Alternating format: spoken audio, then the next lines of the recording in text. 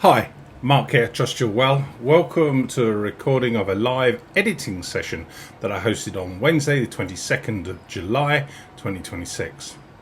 We're looking at Photoshop tonight, and we're looking at protecting areas of an image when we want to crop and rescale our content.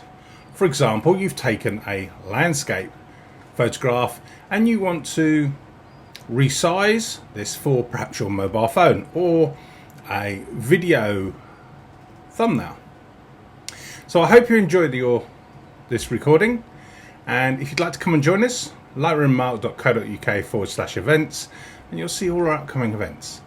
Please like, subscribe, got a question, leave it in the comments, and I look forward to meeting you one day. So enough of this introduction, let's jump across to the recording, and happy editing.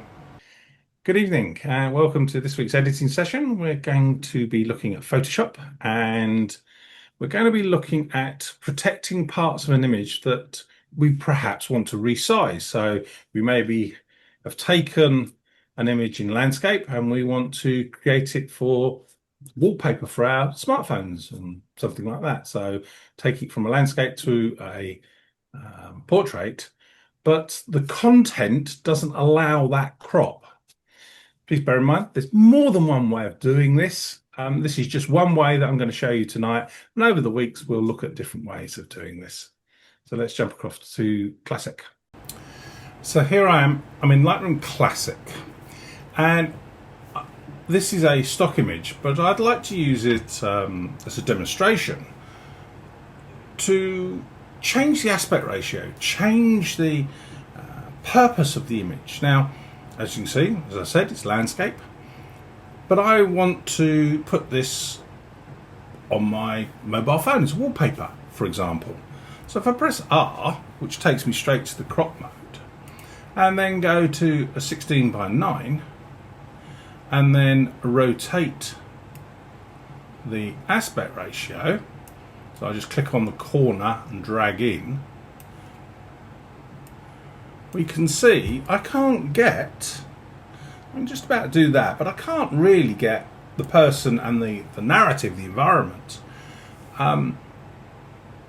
in one image. And the reason why is there's this empty space. As a photographer, I would have taken this photograph and then I would have moved to the left slightly to reduce the separation. So I had the two images, and perhaps the photographer did this. So how can I do that? Well, that's a manipulation, and I call Photoshop, as a photographer, a manipulation tool. I use Lightroom and Lightroom Classic to edit and manage my images and share my images. I use Photoshop as a manipulation tool. Change the sky, create things that weren't there, take things out that were there. And I'm very particular in that workflow. So for example, let's take, I was doing some practice-led research, and I wanted to take something out of the image because humans threw it there, for example. But the act of walking into the shot would have disturbed the shot. So I'm on a beach, walked into the shot, you'd have all my foot prints. So I would remove that as a part of the narrative. And I'd use a manipulation tool or a remove tool to do that. So that's how I define Photoshop and Classic and Lightroom. Classic and Lightroom are editing, management and sharing tools. Photoshop is a manipulation tool for a photographer, but Photoshop does so much more. So let's take this across to Photoshop. So Command E, including adjustments.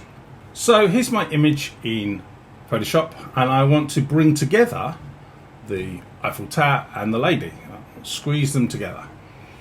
How do I do that? Now, there's more than one way to do it. I'm just going to show you one way how to do this. So firstly, I need to come up to Edit and Content Aware Scale. Now I need to create my selections. So let's come up to Object Selection Tool. Let's draw around the subject. And there we go. Brilliant. It's done a great job. Photoshop there has in selecting the subject. Now I'm going to use my lasso tool, holding the Shift key. Going to draw around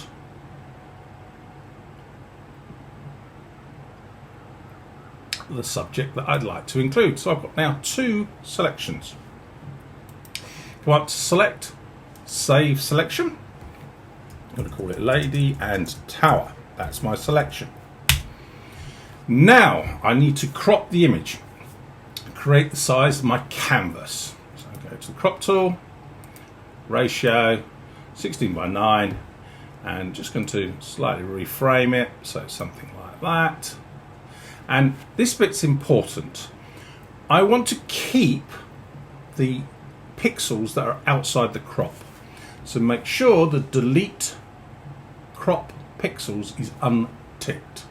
So I'm just going to like put a mask over it, but you won't see the old pixels. So there we go. So now I need to reduce that space. So I come back to contents aware scale. I select the selections, the protected areas, so they are not affected by my warping, by my moving the pixels around, my manipulation. So I'm going to select the 2 selections of what I saved, which is the lady and the Eiffel Tower. And now I can bring in the lady, something like that, and I can bring in the Eiffel Tower, something like that. And there's a little bit of tidying up to do, but there we go. There is my photograph. I could, this bit of, blending and so on that I could do, but it's just the principle of what we were doing. We were reducing that separation between the subject. Now, as a photographer, and I bet you the photographer did this, took one step to the left and reduced that separation for the image. So I hope that was of help for you today. If it was, please like, subscribe, leave a comment in the question. Do remember, there's more than one way of doing this, and I'm just showing you the tool, showing you how we can do this with our photographs. If you'd like to come and join us, lightroommark.co.uk/events, and I look forward to welcoming you one day to one of our live Lightroom skills and support sessions. Take care, happy editing, bye for now.